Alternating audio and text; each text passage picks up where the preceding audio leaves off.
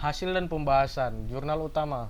Penilaian yang dilakukan oleh ahli materi atau konten terdiri dari beberapa aspek antara lain: 1. Kesesuaian dengan standar kompetensi dan kompetensi dasar, terdiri dari 2 pernyataan. Kedua, kesesuaian dengan kebutuhan mahasiswa, terdiri dari 3 pernyataan. Yang ketiga, kesesuaian dengan kebutuhan bahan ajar dan kebenaran substansi materi, terdiri dari 9 pernyataan. Keempat, memanfaatkan untuk penambahan wawasan pengetahuan, terdiri dari 3 pernyataan. Kelima, keterbacaan, terdiri dari 3 pernyataan. Keenam, kejelasan informasi, terdiri dari 1 pernyataan.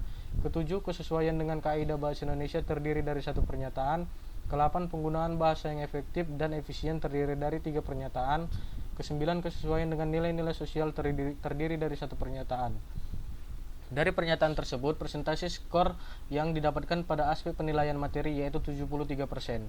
Namun dalam hal ini masih ada 27% yang tidak dapat dicapai dalam uji validitas materi.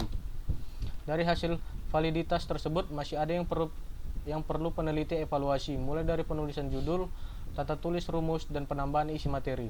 Namun berdasarkan dari hasil tersebut, peneliti masih dapat menyimpulkan bahwa persentase skor yang didapat dari produk yang dikembangkan dapat dinyatakan layak dilanjutkan pada tahap berikutnya, karena dari persentase yang didapat berada pada rentang 61% sampai 80% berdasarkan tabel persentase kevalidan.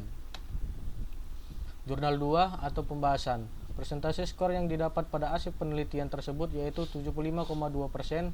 Dari persentase skor yang dapat dinyatakan valid antara 61% sampai 80%.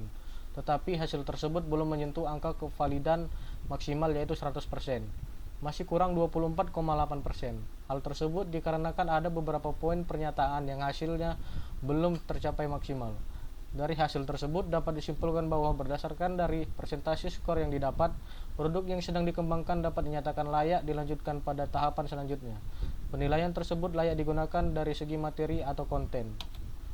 Jurnal 3 atau pembanding. Hasil penelitian menunjukkan bahwa rata-rata pemahaman konsep fisika mahasiswa jurusan pendidikan fisika Universitas Masumus Maroke berdasarkan pengetahuan konseptual yang berjumlah 26 orang diperoleh persentase sebesar 47%, seperti pada tabel gambar 3. Berdasarkan dari data pemahaman konsep mahasiswa pada gambar 1, sebaran pemahaman konsep fisika dasar untuk setiap soal bervariasi untuk setiap persoalan. Hal ini terbukti pada kategori sebaran persentase berada pada level rendah, sedang, dan tinggi. Namun secara keseluruhan berdasarkan data pemahaman konsep berada pada level sedang. Instrumen wawancara langsung berisi pertanyaan yang bersifat kondisional berdasarkan kategori jawaban mahasiswa. Wawancara digunakan untuk mengetahui konsistensi mahasiswa dalam memahami konsep mekanika dasar.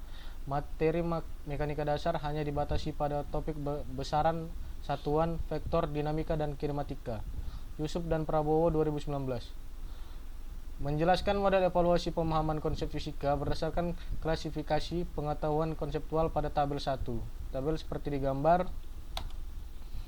Kesimpulan. Dari penelitian yang telah dilakukan, maka diperoleh beberapa kesimpulan sebagai berikut. Yang pertama, Jurnal 1, media petunjuk praktikum pada mata kuliah kinematika dan dinamika di program studi pendidikan teknik mesin FKIP Universitas Sriwijaya yang telah dikembangkan oleh peneliti dinyatakan valid, sehingga petunjuk praktikum layak digunakan sebagai pedoman dalam pembelajaran praktikum pada mata kuliah kinematika dan dinamika.